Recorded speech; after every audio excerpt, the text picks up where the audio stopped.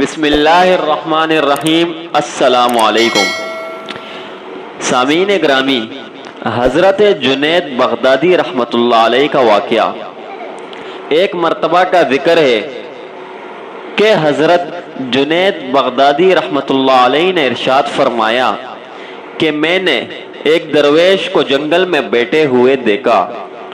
وہ نہایت تکلیف دہ جگہ پر بیٹھا ہوا تھا۔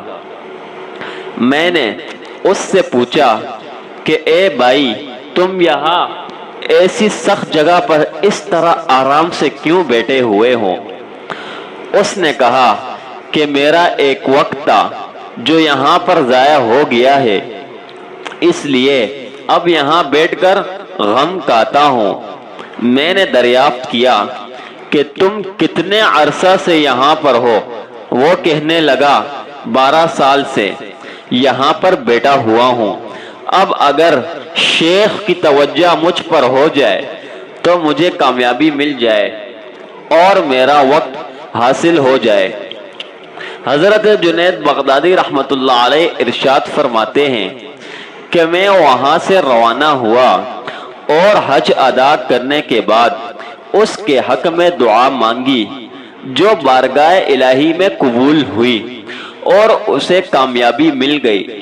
واپسی کے سفر میں اسے وہیں پر بیٹھا ہوا دیکھا تو میں نے اس سے پوچھا، اے بھائی، اب تو تمہیں وقت مل گیا ہے، اب کیوں نہیں یہاں سے گئے؟ کہنے لگا، اے شیخ محترم، میں نے قدامت اختیار کی ہے۔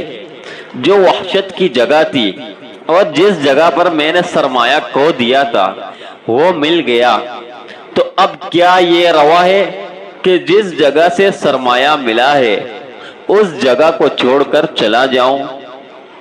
میرے لیے تو یہ انس کی جگہ ہے، آپ تشریف لے جائیں، اس لیے کہ میں اپنی مٹی اس جگہ کی مٹی میں ملاؤں گا اور قیامت کے دن اسی مٹی سے اٹھوں گا، اس لیے میرے انس کا سرمایہ اور سرور کا مقام یہی ہے۔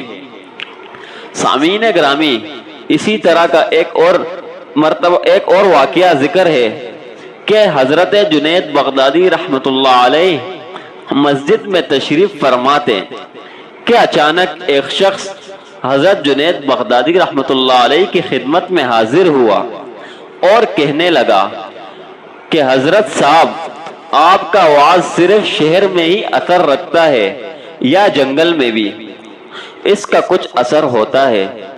حضرت جنید بغدادی رحمۃ اللہ علیہ نے اس سے پوچھا کہ بات کیا ہے؟ یہ کہنے لگا کہ بات یہ ہے کہ جنگل کے اور فلاں مقام پر چند لوگ بیٹھے شراب نوشی کا شغل کر رہے ہیں۔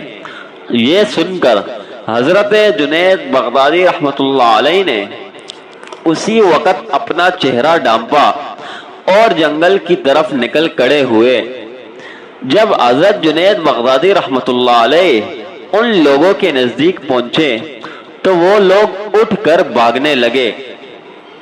حضرت جنید بغدادی رحمۃ اللہ علیہ نے ان سے ارشاد فرمایا، ٹھہرو، بھاگو نہیں، میں بھی تمہاری طرح ہی ہوں، میرے لیے بھی لاؤ، شہر میں تو ہم پی نہیں سکتے، چپتے چپاتے یہاں پر آئے ہیں۔ حضرت جنید بغدادی رحمۃ اللہ علیہ کا یہ فرمانا تھا کہ ان لوگوں کے اٹھے ہوئے قدم رک گئے اور وہ افسوس کا اظہار کرتے ہوئے کہنے لگے، ہمیں بہت افسوس ہے، اب تو شراب بھی ختم ہو گئی ہے، اگر آپ فرمائیں تو شہر سے ابھی منگوا لے۔ حضرت جنید بغدادی رحمۃ اللہ علیہ نے ارشاد فرمایا، کیا تم لوگوں کو ایسی کوئی بات نہیں آتی کہ جس سے خود بخود شراب آ جایا کرے؟ انہوں نے کہا، جناب، ہم میں تو یہ کمال نہیں ہے۔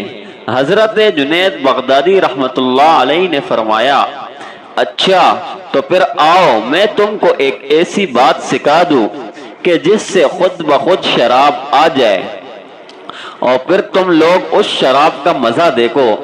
وہ لوگ یہ سن کر بڑے حیران ہوئے۔ حیرت کے عالم میں انہوں نے کہا، کہ ایسا کمال تو آپ ضرور ہمیں بتائے۔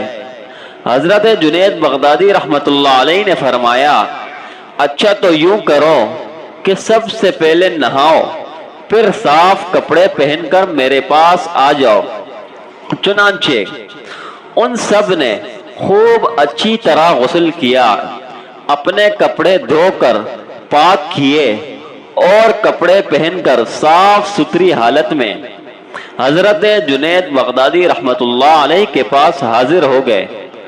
اب حضرت جنید بغدادی رحمت اللہ علیہ نے ان سے فرمایا کہ تم 2 رکعت نماز نفل ادا کرو۔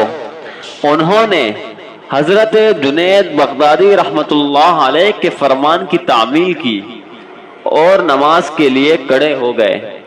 جب وہ لوگ نماز پڑھنے میں مشغول تھے تو حضرت جنید بغدادی رحمت اللہ علیہ نے قبلہ رو ہو کر دعا مانگی کہ اللہ، اے رب العالمین، تو بڑا غفور و رحیم ہے۔ میرا تو اتنا ہی کام تھا کہ میں نے ان کو تیری بارگاہ الہی میں کھڑا کر دیا، اب تجھے اختیار ہے، چاہے تو تو ان کو گمراہ رکھ یا ان کو ہدایت کی راہ دکھا۔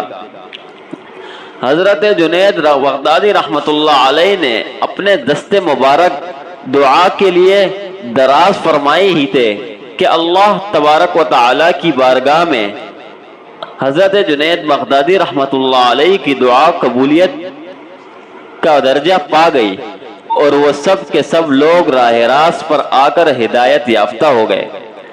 سامعین گرامی، ایک روز آپ نے ایک شرابی کو دیکھا جو نشے کی حالت میں بدمست اپنی ہی دھن میں کہیں چلا جا رہا تھا، مگر اس نے جب حضرت جنید بغدادی رحمت اللہ علیہ کو دیکھا تو نشے کی حالت میں بھی پہچان گیا اور مارے شرم کے اپنا سر نیچے کی طرف جھکا لیا۔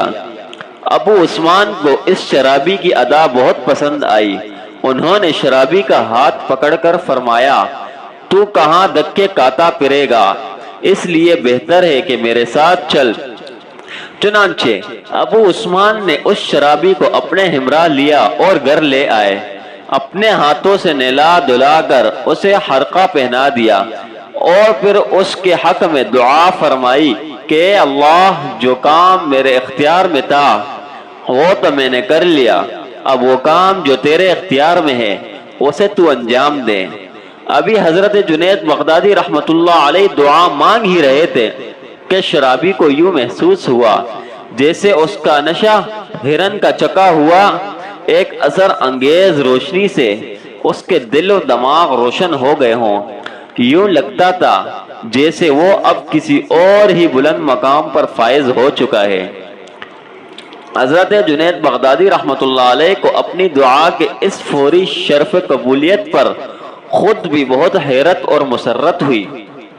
حسن اتفاق سے اس وقت حضرت جنید بغدادی رحمت اللہ علیہ کے ہم نام بزرگ صوفی ابو عثمان مغربی بھی وہاں پہنچ گئے۔ انہوں نے جب حضرت جنید بغدادی رحمت اللہ علیہ کے سامنے ایک شرابی کو کڑے پایا تو کانپ اٹھے اور ابو عثمان سے دریافت کیا کہ یہ کون سے بزرگ ہے، کیونکہ ان کی روحانی طاقت کے سامنے میں خود کو انتہا بے بس محسوس کر رہا ہوں۔ ابو عثمان نے جواب دیا کہ جو شخص آپ کو بظاہر بزرگ نظر آ رہا ہے، چند لمحے پہلے یہ محض ایک شرابی اور بھٹکا ہوا انسان تھا۔ اس کے ساتھ ہی آپ نے انہیں پوری تفصیل بتا دی۔ سارا واقعہ سن کر ابو عثمان مغربی بے اختیار پکار اٹھے، اے ابو عثمان مغربی، آپ کی زبانی سارا واقعہ سن کر میرے رشک اور حد کی آگ میں جلنے لگا ہوں۔ یہ شرابی چند لمحوں میں جس رتبہ کمال پر پہنچ گیا ہے، میں پوری زندگی میں سخت عبادتوں اور زیارتوں کے باوجود اس مقام کو حاصل نہ کر سکا۔